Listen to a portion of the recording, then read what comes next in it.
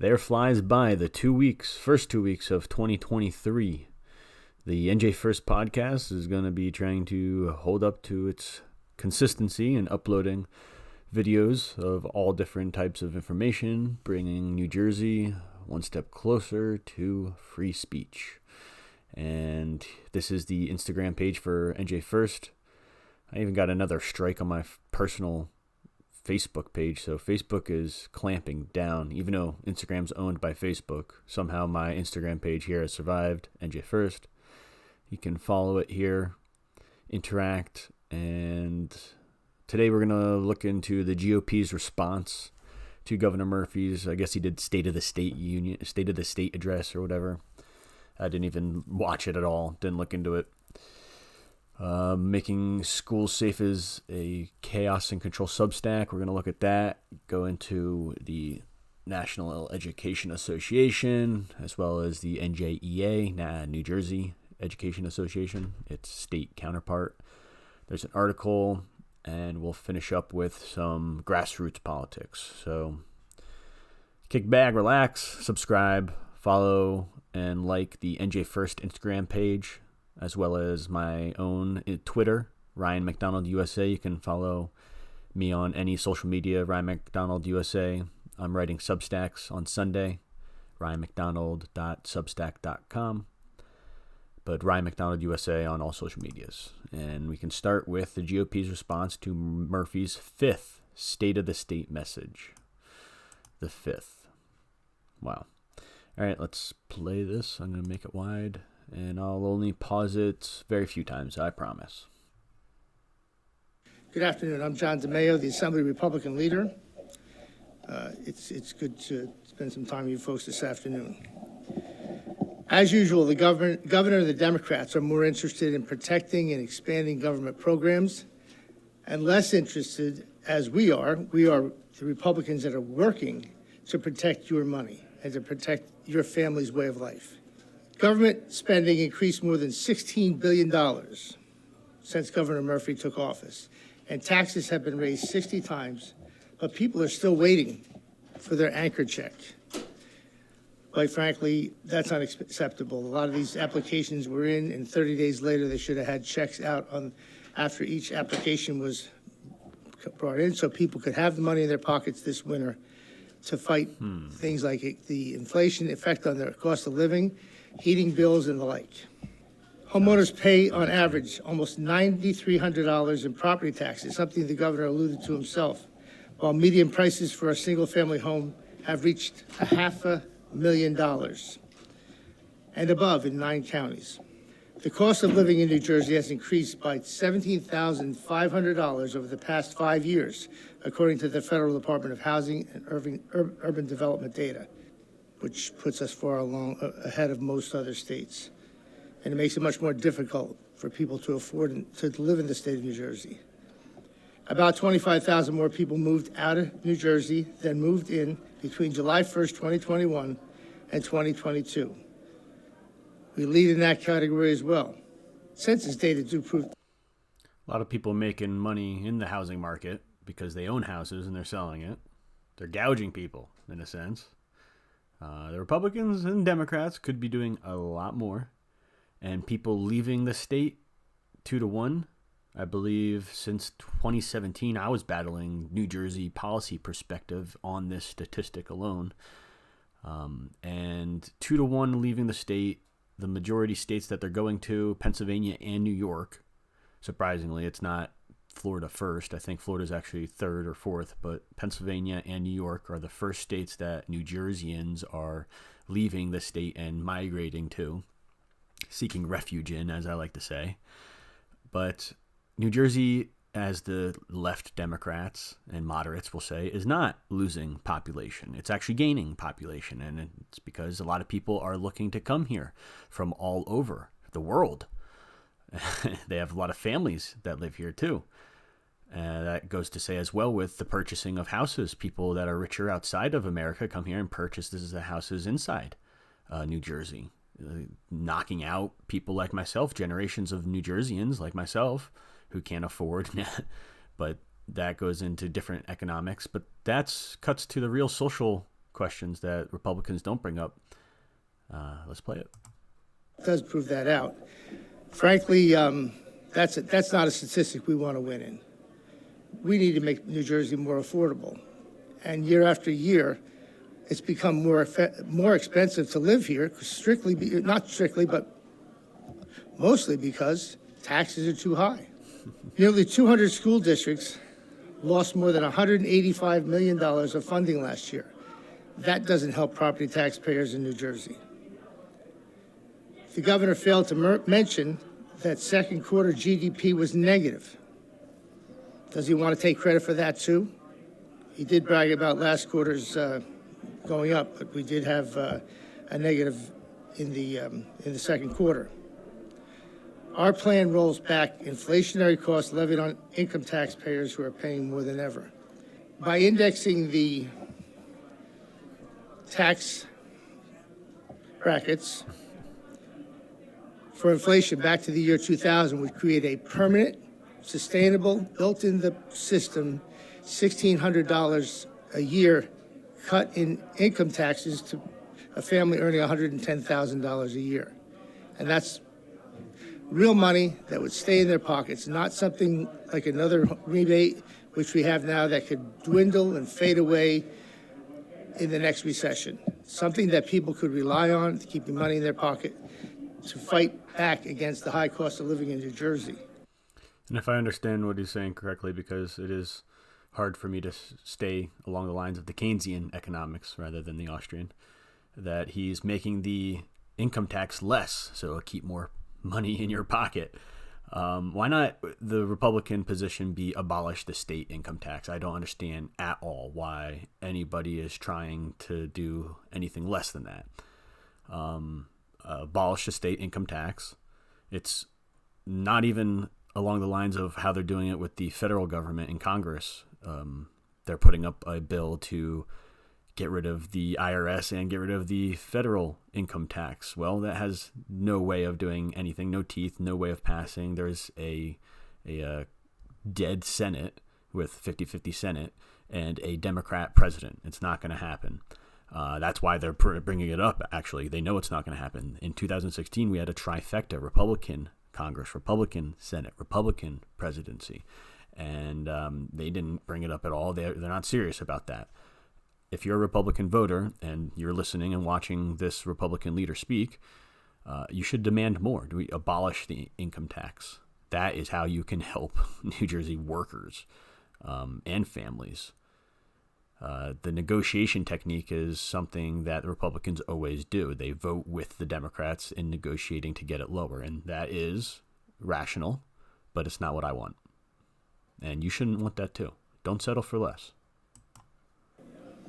It would eliminate the $50,000 tax bracket for joint filers, creating a marriage tax penalty into the tax code. Just because people are married making that amount of money, they have to pay more taxes. That's a simple one. That's an easy lift. Right. It should be done in one bill right away.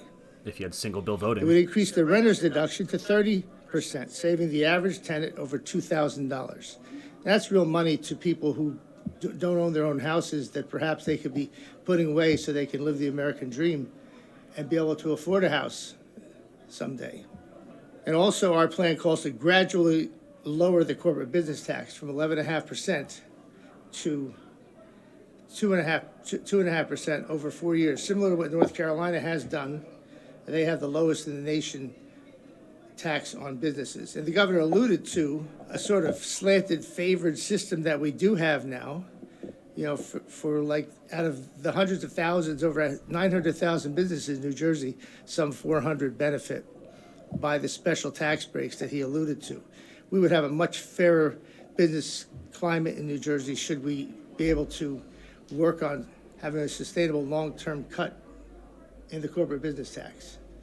We should have cut the surcharge out a year ago or 2 years ago, not wait until it expires. If you want to incentivize business in New Jersey, let's cut the corporate business tax. We'll create more jobs in New Jersey, and people will stay here. We lose people all the time. Young folks that go through our K through and now 3-year-old through 12 school system, We probably spend $200,000 plus on that education. They leave state, they go to another state for college. They find out, well, I'm in North Carolina. I can get a job here for the same company as New Jersey, but I can keep a lot of more of my money in my pocket and have a better quality of life for my family. We need to be thinking in those terms, letting people enjoy the fruits of their labor, make New Jersey more affordable, and we will have better outcomes than the ratio of 400 businesses out of over 900,000 getting a small break in New Jersey. And sorry to be so negative, but John DeMeo, you have not been exactly the way that you are saying we should be. You've not acted that way. You're in my district. You live around where I live. I went to the K through 12 school here in New Jersey. I went through the higher education here in New Jersey. People leave, they leave to go to school out of state. I didn't. I stayed here. I was active with the public here. I did my civil service here. And I was with you guys at your events here. And you never reached out with olive branches. You never wanted to make my life better, never wanted to offer me a job at all. I have no remorse talking this way about the NJGOP. They did not offer me jobs. I went to school for political science. I'm in their field. They don't have these programs to offer jobs with that, so I had to go work in labor. And that's probably what they're more interested in warehouse jobs like that, but not for the collegiate jobs like he said. Definitely not that. With that, I'd like to introduce my counterpart, the Senate Republican leader, my good friend and partner, Steve Orho. And another person, I'm going to have to lower this because I think he speaks a lot louder. He is as well right up in my area, has not contacted me or ever reached out. I've been at the events with him, and people who I work with slander him, but then turn their backs and work with him. That's the NJGOP way. He's from Sussex County up here, and people always narc on him because he negotiated in the same way we were discussing before, lowering the income taxes rates. He negotiated the gas tax rate. So he even co-sponsored the bill, I believe. The way that Sussex County Republicans explained it to me was there was probably going to be like a 60 cents tax a gas tax, 60 cents, and he negotiated it down to 30 or 20. So it's better, We should be saying no gas tax at all. That's what you should ask and demand from your Republican representatives and leaders. It's past time, way past time. Thank you, John. As John said, thank you very much for being here today. Despite the rosy picture Governor Murphy is trying to paint, the state of the state is not good.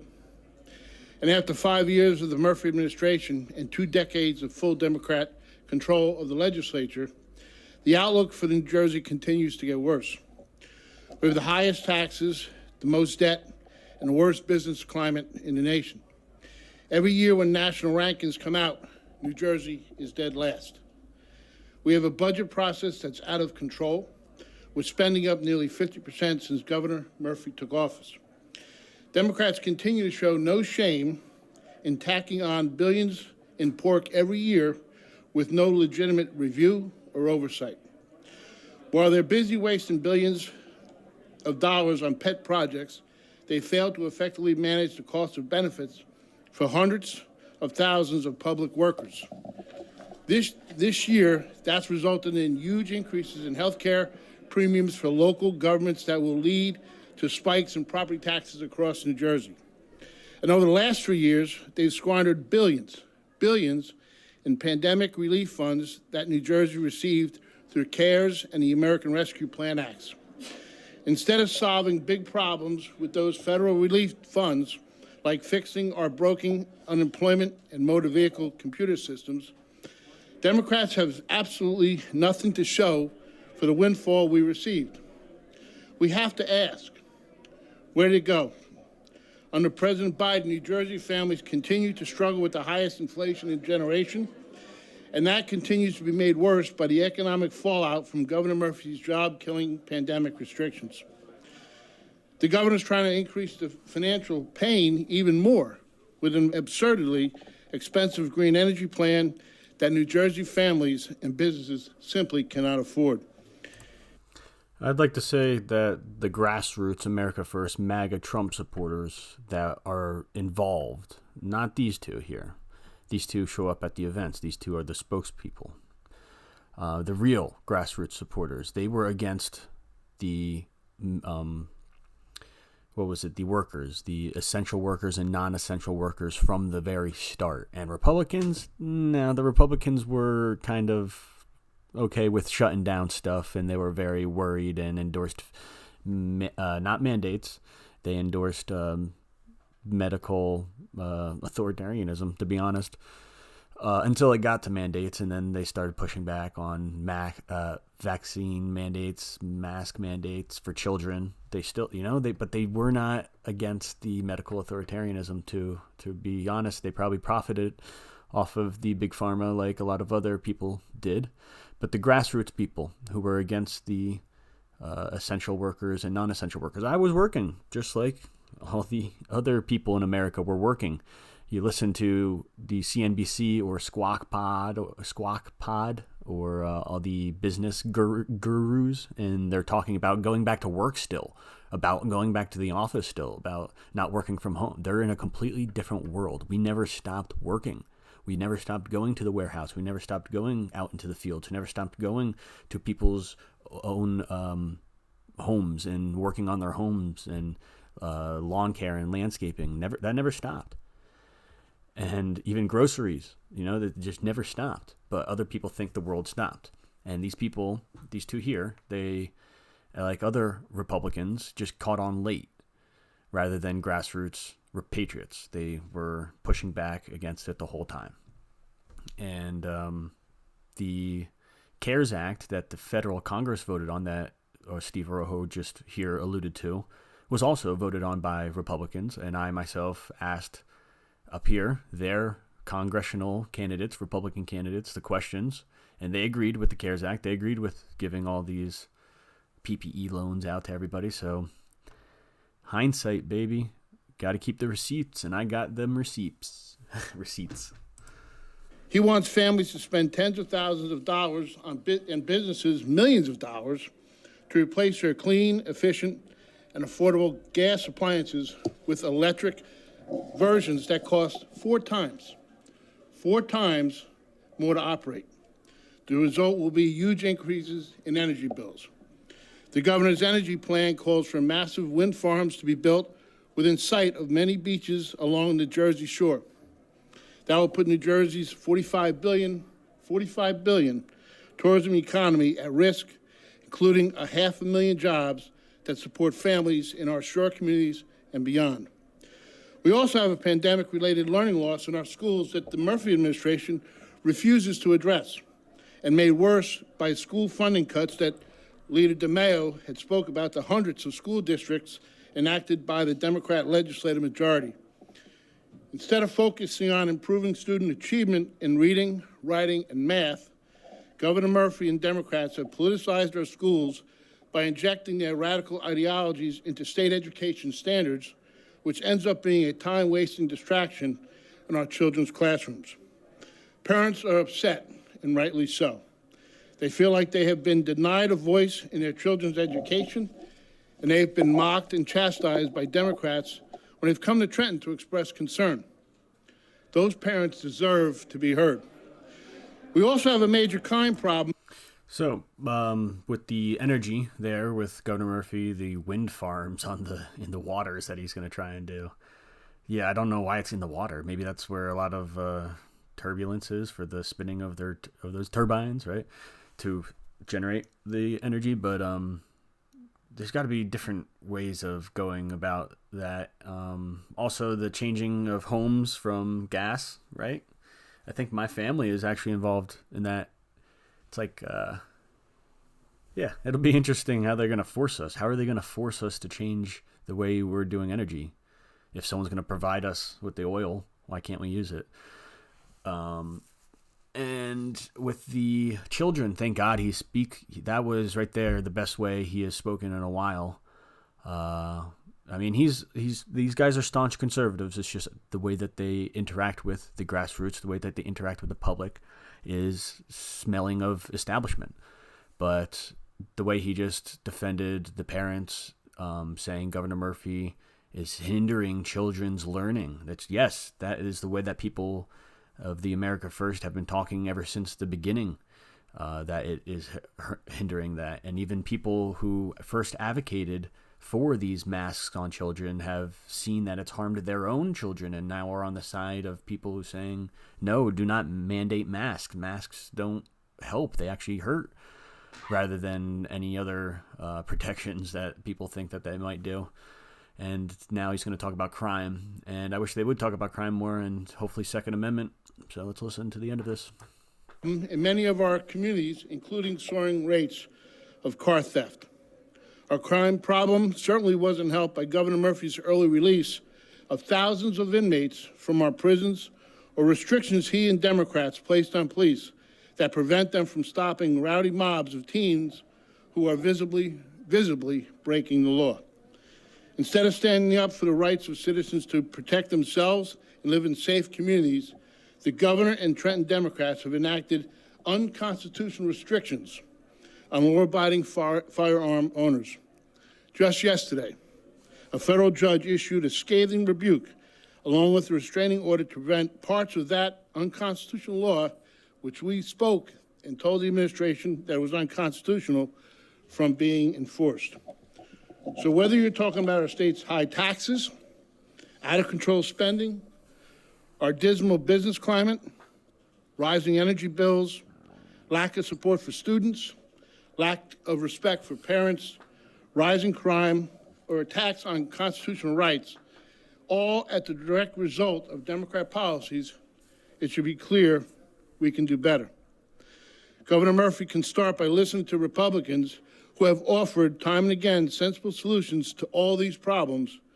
New Jersey may be on the wrong track for now, but Republicans are showing it doesn't have to stay that way. And to summarize, I would say the state of the state. I would say extreme, extreme, extreme. It's boring. Abortion to the date of birth. But they're saying the right thing. The day of birth.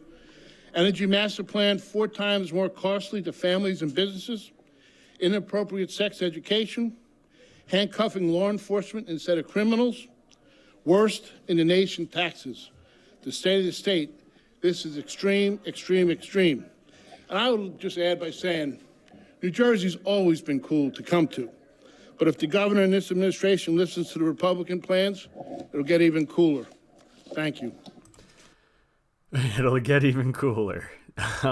So, hey, I heard him say about the abortion up to birth, about the mandates, about the taxes, about the crimes, about all that, and he was saying it perfectly. He was saying the best stuff. It's just in a boring way. If you have someone younger up there making more of a scene about it, more dire. It's just dire, isn't it? He didn't sound like this is that important. Didn't sound like it was a dire case, even though he was listing the most egregious stuff. This is just my opinion, guys. If you don't like this, sorry. These guys will be in power, reelected, as long as they want, for 10 to 20 years. We need leaders that are younger to step up, like Josh Akins. I could see a Josh Akins up there with a lot of energy. We need high energy people. That was lower energy, but that was said well, and that's what you got for New Jersey Republicans. I'm going to keep this podcast on going. Yeah, let's go right into the Chaos and Control Substack, making schools safe for all kids. September, a middle school in Long Valley, New Jersey. That's right up by me, northwest New Jersey, in Morris County. They filled classrooms and doors with rainbow flags and, in quotes, safe zone prism stickers. Just like many other New Jersey schools, I guess. When parents saw this, they questioned the administration on why it existed at the school in the first place. The response was that they displayed rainbow flag to honor the New Jersey law to prevent harassment, intimidation, and bullying. Many activist groups explain that these stickers prevent LGBT plus kids from committing suicide, the stickers alone do, by allowing them to feel welcome in school. Parents should, which is really sad because it's making the excuse for, if you ask me, mental illness in committing suicide. that it's making an excuse for it. If that's the case, that people are committing suicide, it's not because of a sticker, it's because of themselves, and we need to address this. Parents stood up at the Board of Ed meetings and made thoughtful comments about the purpose of harassment, intimidation, and bullying laws. The purpose of these laws are to prevent bullying of all students, not just the LGBT. The LGBT flags and the PRISM stickers represent a specific community and do not include all students. So that was their contention. Anti-bullying laws for all children, not just those children covered under the rainbow flag. But I skipped to the parts where I want to listen, and this is a woman asking the board members about the PRISM.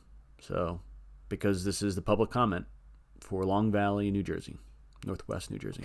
So I've heard from people multiple times tonight that the stickers are for LGBTQ+, and then I've heard that they're not for LGBTQ+, and the plus is everyone. We all know that the rainbow prism is not for everyone. It's LGBTQ+ and that community, and that's fine.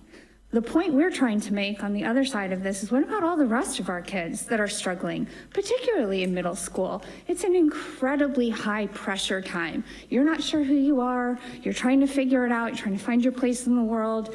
It's very influential, and I think that it's completely inappropriate to have this in our schools and have trusted educators and adults allowing this to go on and have all of this focus on sexuality of children. Quite honestly, everyone gets bullied. I was bullied in school. Everyone gets bullied at certain times. Why don't we teach resilience? Why don't we teach kindness to all?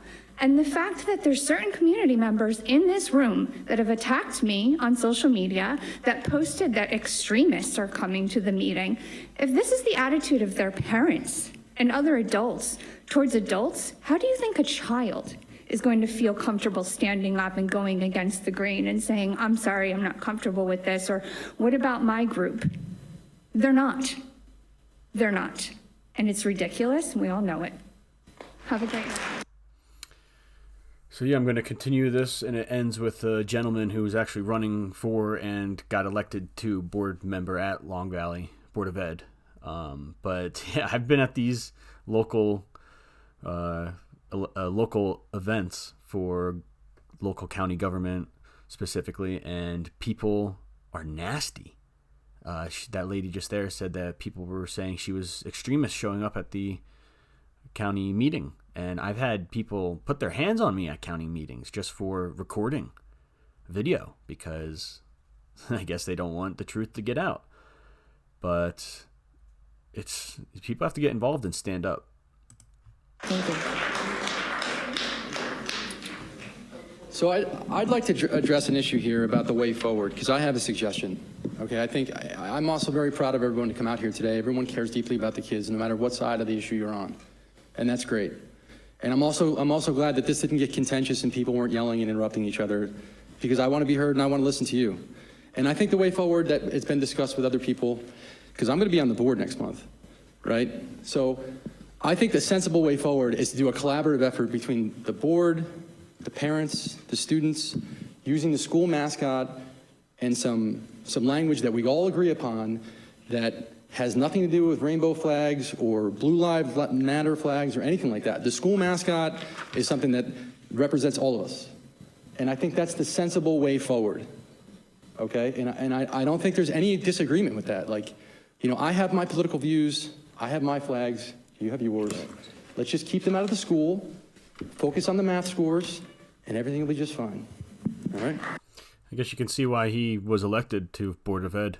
And I'll reiterate that Josh Akins in New Jersey, who is running for LD24 in North New Jersey in Sussex County for Assembly, he led the Board of Ed candidates doing this statewide, where they are the ones in charge of choosing, I believe, and hiring the director, the school director, as well as the superintendent, stuff like this. So if you get in the Board of Ed positions, you do have some sort of power. Here is the video afterwards. I believe the Portrait of a Panther, which was recommended by that gentleman instead of the LGBT flag, to be more encompassing of all the students there at the school for a safe zone, not just an exclusive LGBT community. That is what they went with. So here's the superintendent telling us that they revoked the LGBT PRISM safe zone and put forth the Portrait Panther and what they'll do. And I mean, this is how I grew up in high school, 2007 to 2011. It was with the mascot, and it was all encompassing of all students. So let's listen to the end of this. Hi, Jerry Senser per 47 Wellington Drive. I was just welcome the new board member. Right here. Marlena Chitto, 71 West Valley Brook Road. I want to welcome the new board members, first of all. And I'm really happy I got to see the whole ethics thing go on. That was enlightening. And I just hope everyone holds up their deal to that. Thanks. Thank you. Anybody else for public comment? No? Okay. Peter? Okay, thank you. The only thing you may have missed earlier in the meeting is, as part of my superintendent report, I did announce a new initiative that we're launching in Costa Middle School called the Portrait of a Panther. And part of the motivation for that initiative is due to the fact that between the last meeting and this meeting, we did get clarity on legal opinion and counsel about whether or not the placards and flags should remain up or come down. And I remained engaged with our legal team throughout the break, and ultimately the advice of legal counsel was for that having come down, and we're now in the process of putting an initiative in place that will replace them with a more common symbol that's developed by our students with feedback from our school community and is aligned and born from our SEL ongoing social and emotional learning work. Jeez Louise. Talk about getting paid hundreds of thousands of dollars. That's what these superintendents get paid. Hundreds of thousands of dollars just to mush-mash words to make it sound like you're smart. Everything that I just said before is what he just said. Is that they're taking down the prisms, putting up a mascot, more encompassing, and hey, we're even giving the students, like I said when I went to high school, students to the option to participate. Whoever creates the best one, we vote on it too. And he makes so much money talking smart like that.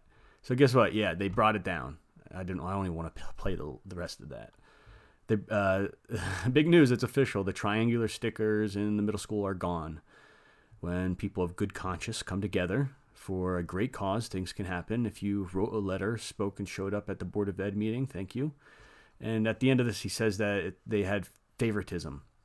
The LGBT favoritism, the exclusivity. So that's why that's the rationality for why they're removing it. It's favoritism and exclusivity. Makes sense to me. Again, this is Chaos and Control Substack.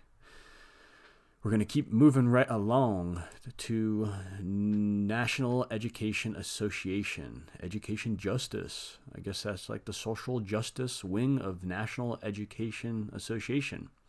The NEA, which in New Jersey you should definitely know as the NJEA. Yeah, they're the baddies. But here I found a link to one of their new initiatives, I believe. And it was brought to my attention from someone from Bergen County, Young Americans for Liberty, or Moms for Liberty in Bergen County. That's what it was. Makes sense because it's about books, the freedom to read. Whatever our color, background, our zip code, we want our children to have the education that imparts honesty about who we are, integrity, and how we treat others, and the freedom to pursue our dreams. Certain politicians have denied some children the resources they need for high-quality education by purposefully mischaracterizing and stoking fears about what it is taught in schools and calling for book bans. Censoring books written by mostly Black, brown, and LGBT authors denies students the abilities to see themselves and understand our similarities and our differences. I'm just going to go off the cuff right now and say probably like the majority of books that were banned have been banned throughout the last 20 years in American society. All different educations, all different school districts were probably like mostly European people or white people, or even Jewish authors, to be honest. I would be willing to wager bets on that. But just brand new in the last 2 to 5 years, I would say there is a trend of, I guess, having backlash for mostly Black, brown, and LGBT authors. Again, it's the favoritism, the exclusivity. You see it in even corporate America. I see it all over corporate America. And I got receipts again. So I'm going to play these two videos here that show two National Education Association propagandists. And this is a initiative to not ban black, brown, LGBT books because of the LGBT, transgender, the K through 12 LGBT curriculum, and how it seeps into our education systems. And I can go into depth with that. I can explain more. I have links and my own content. But this is in regards to what's to come, especially for the NJEA. If this is what the NEA is starting, the NJEA and the New Jersey Democrats will be definitely tooting this horn. And here is a October 2nd article, 2 or 3 months ago, and we're going to look into that to see, again, what's to come. Westfield, New Jersey. So real quick, this is a minute long. Hi, I'm Marley Dias. When I started the 1000 Black Girl Books campaign, it was rooted in this simple idea. Books are for all of us. Kids should be able to be the main characters in their own lives. We want them to know that who they are matters. But too many students have never and may never see themselves reflected in literature assigned in schools. And far too many schools lack the books and resources that show women and girls like me. They fail to show Black women and girls as protagonists, characters of African descent, and Black love and joy. Instead of allowing us the freedom to learn and making sure we can reckon with the past to shape the future, some decision makers are trying to ban books, dictate what teachers say, and block kids from learning our shared stories to confront injustice and build a more perfect union. It's not an independent act to change the world. See, that was the change the world. That's what they want to do. Change America, more like it. But that was the excuse given to me going through the critical race theory from 2011, 2012 to 2015 in New Jersey higher education. That was the excuse that it's not representative enough. It's disproportionate. It's way more white professors in New Jersey academia than people of color. Way more white representation in the media than it is people of color. That's what they would do. So it's about representation. And I would always disagree. I was in these political science classes, and I would keep thinking of the cartoon Static Shock. I would think of the cartoon Proud Family. I would think of Will Smith and Fresh Prince of Bel-Air, Bill Cosby, all these shows, a bunch of other ones, to be honest. I just can't name them off the top of my head right now. That's the millennial side of me right there. But they would then say that those are whitewashed, that those aren't real Black culture. And I understand what you're saying, but I disagreed that there was none, that it was not represented enough. They just want their special type of representation, let it be Afrocentric or maybe even Judeo-African. It could be anything rather than just, I guess, like I listed before, the media in America that had the 80s, 90s, 2000s Black, to be honest, Black culture, pop music, pop culture. And that's what Kanye is all about. He's saying that they're getting taken advantage of. And a lot of other rappers, they always talk about them getting taken advantage of. But that's because they were the ones who were represented at that time. So I disagreed with the whole misrepresentation part. That's the social justice people. They're going to try and bring this to New Jersey. Like all the teachers stood up and went to the Board of Education meetings. They looked at all these sexualized books that were being introduced to their kids, and they got them taken down. And that's what New Jersey, NJEA and NEA, New National Education Association, they're going to be pushing back. They're going to say that these are being banned and they're about free speech. Here is another one. I'm really excited. I'm not going to play it all. I'm not going to play it, but it's about books being banned. So they're taking the strategy of free speech. You gotta you gotta think ahead of these people or watch them as they do it, because I'll tell you right now, nobody in New Jersey, none of the New Jersey Republicans, except maybe that one person in Moms for Liberty who shared this, is thinking like this. So this is the article right here, Westfield Library, takes a stance against book bans, passes resolution. So Westfield Library takes a stand against book bans. Westfield, New Jersey, their school banned a sexual book, I believe, a LGBT book. And Westfield Library, which is its separate governing assembly body, it passed a resolution saying we're not going to ban any books. So it was Westfield Public School versus Westfield Public Library in virtue signaling. And this was a couple months ago in October. And that's just, I'm telling you, this is what is going to come, free speech. Now the Democrats are going to be advocating for free speech, and the Republicans are the ones banning these gender books for young kids, which should be not really exposed to them if you ask people like me. But they're going to spin it and say people like you are not for free speech. Watch it happen, guys. Here's something else I found. I don't know where this is. Save CBSD School District somewhere. It was posted by Pennsylvania voters. And what do you think Lay's would think of this? Their brand being represented this way. So it's a little sticker that was made, obviously, by someone else. It said gays instead of Lay's. Stop attacking LGBT plus students. Students? How young are these students? Let our teachers teach. So they're talking about curriculum. Students deserve the freedom to learn. It's about banning books, banning education. They're going along this line. They're going to push it, freedom of speech on the left. Join us tonight, board meeting. So this is how they're going to push back, even though Ted Cruz confirmed that parents were visited by the FBI for organizing parental advocacy groups at their Board of Ed meetings.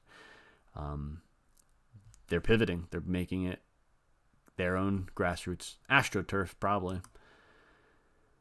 Yeah, out of all that chaos, I needed this little photo here. It shows in Budapest, shared by a rifleman. Thanks, man. In Budapest, there's a fountain that looks like a book. Every second, a sheet of water blasts from the book's spine, arcing from one side to the other, creating an illusion that's an invisible force that is turning the pages of this marble tome. Tome is an ancient book. I do like books. I like banned books. I think everyone should have freedom of speech of all types. It's good that they're doing this. It's good that the left and the Democrats are doing this. But, the article here says that the parents should teach their kids what's right from wrong. And if it's available in the library, it doesn't mean that they should read it. Freedom of speech, guys. It's going to be the battleground. And to end this podcast, I hope it's near an hour. I guess I can check real quick. It is 41 minutes. Not bad. Although I have copied with others. But to end it, we have Scott Pressler. He is down in Louisiana as of today, January 12th to January 14th in Louisiana.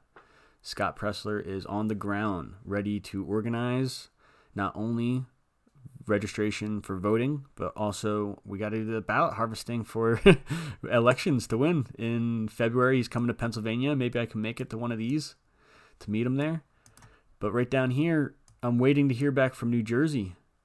New Jersey, what are you doing? Who's going to step up? You could scroll down and you still won't see anybody from New Jersey stepping up and contacting him. I think I'm going to have to contact him, maybe get Josh Akins involved, and we can get some volunteers, link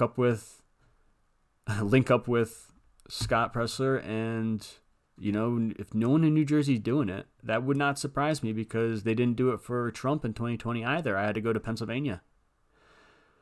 They did do a cleanup. Scott Pressler and Billy Prempe. I don't want to knock on them at all.